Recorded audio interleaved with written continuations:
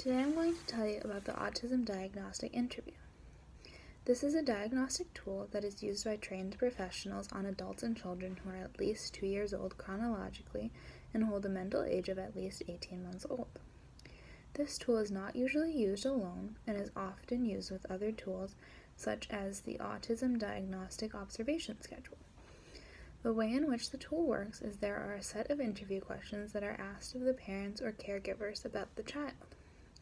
The interview consists of 93 yes or no questions that ask about 3 critical areas for diagnosis, which are language and communication.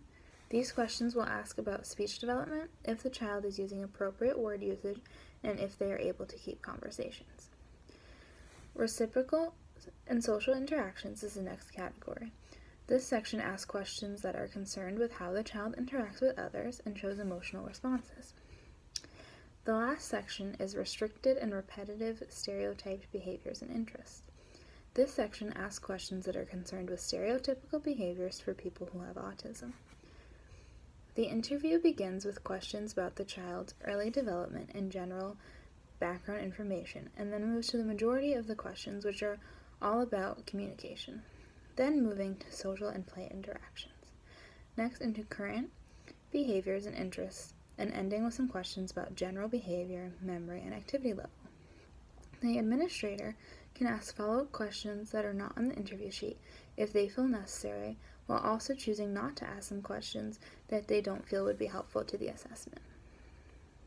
Some sample questions in the category of communication are: how does your child usually let you know what she/he wants or needs, and if she/he is hungry or needs help?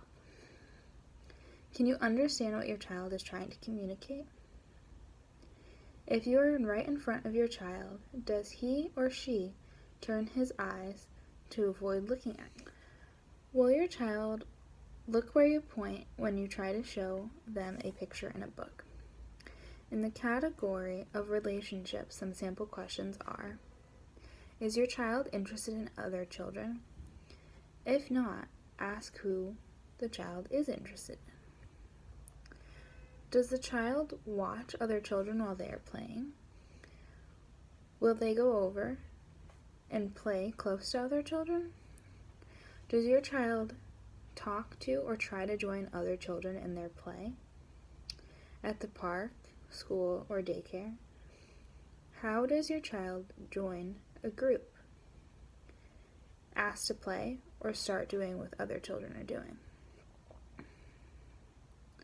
In the category of social and emotional skills, some questions are: does your child make hand gestures or movements to familiar songs such as Itsy Bitsy Spider or Wheels on the Bus? Will your child fill in a word in a familiar song like Wheels on the Bus? Does your child get excited when you praise him or her, for example, saying, "Nice job," or "Big boy"? Does your child smile back at you when you smile at him or her? Will your child come up and give you a hug or kiss without being asked to? In a new or disturbing situation, does your child look to you for comfort? In the category of restricted behavior, what word or name does your child use to refer to themselves? Does your child mix up the pronouns he/she that he/she should use to refer to themselves?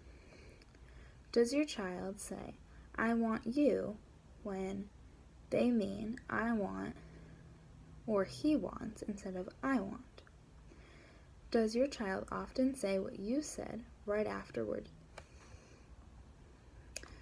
So those were sample questions from the different categories of the interview. The interview can take anywhere from an hour and a half to 2.5 hours to get all of the questions answered thoroughly.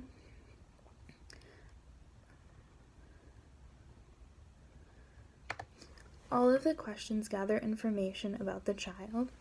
Some of the information that is gathered from this interview are related to the child's background, the child's regular behavior, any developmental delays that the child may have, language development, and loss thereof, if there is any destructive behavior. Those are just some of the things that are taken from the interview. Scoring this interview, each question gets an answer that gives it from 0 to 3. 0 indicates that the behavior is not present at all. 1 indicates that the behavior is mildly present.